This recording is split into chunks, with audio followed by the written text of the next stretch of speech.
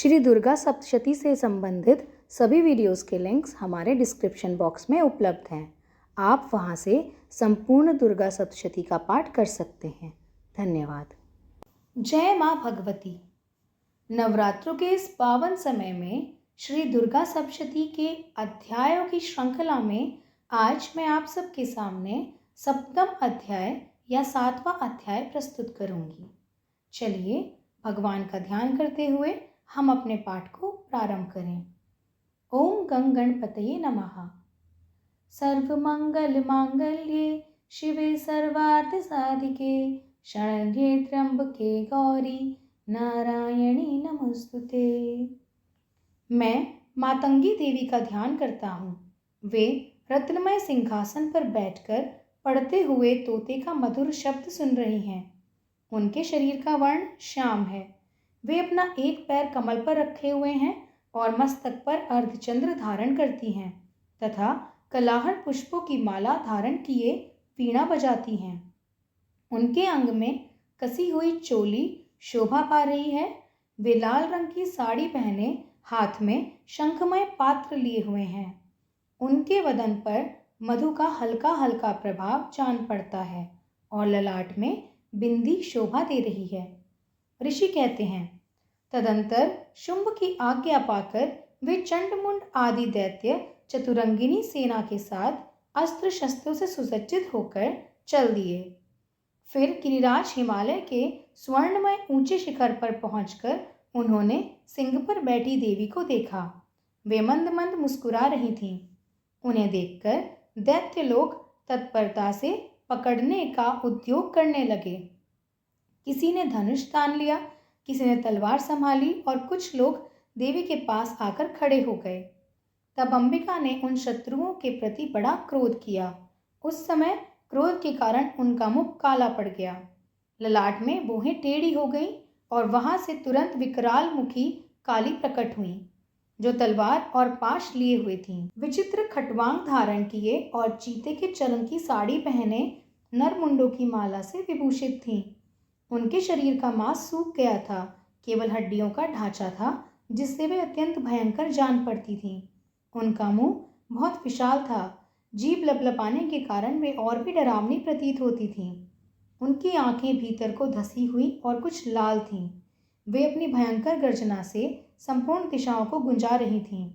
बड़े बड़े दैत्यों का वध करती हुई वे कालिका देवी बड़े वेग से दैत्यों की उस सेना पर टूट पड़ी और उन सब का भक्षण करने लगी।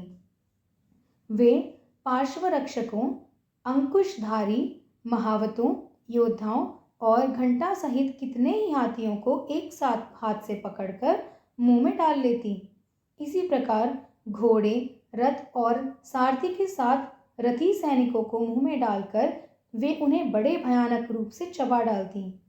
किसी के बाल पकड़ लेती, किसी का गला दबा देती, किसी को पैरों से कुचल डालती और किसी को छाती के धक्के से गिराकर मार देती। वे असुरों के छोड़े हुए बड़े बड़े अस्त्र शस्त्र मुंह से पकड़ लेती और रोष में भरकर उनको दांतों से ही पीस डालती।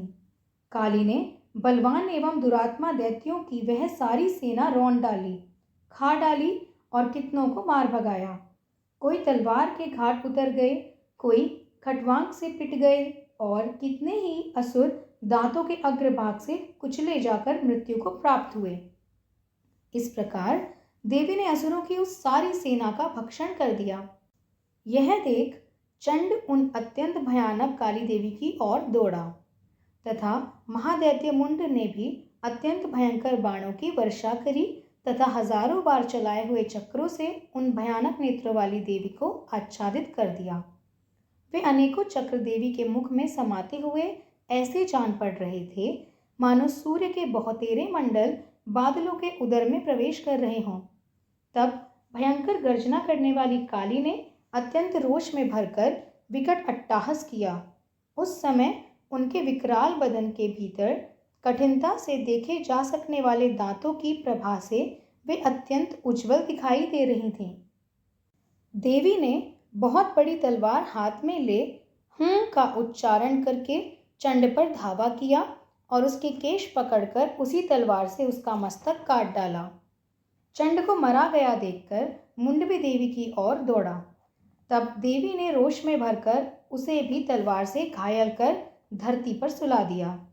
महापराक्रमी चंड और मुंड को मरा गया देखकर मरने से बची हुई बाकी सेना भय से व्याकुल हो चारों ओर भाग गई। तदंतर काली ने चंड और मुंड का मस्तक हाथ में ले चंडिका के पास जाकर प्रचंड अट्टहास करते हुए कहा, देवी, मैंने चंड और मुंड नामक इन 2 महापशुओं को तुम्हें भेंट किया है। अब युद्ध यज्ञ में तुम शुंभ और निशुंभ का स्वयं ही वध करना। ऋषि कहते हैं, वहां लाए हुए उन चंड मुंड नामक महादैत्यों को देखकर कल्याणमयी चंडी ने काली से मधुर वाणी में कहा, देवी, तुम चंड और मुंड को लेकर मेरे पास आई हो, इसलिए संसार में चामुंडा के नाम से तुम्हारी ख्याति होगी। इस प्रकार श्री मार्कंडेय पुराण में सर्वाणिक मनवंतर की कथा के अंतर्गत देवी महात्म्य में चंड मुंड वध नामक 7वां अध्याय पूरा हुआ।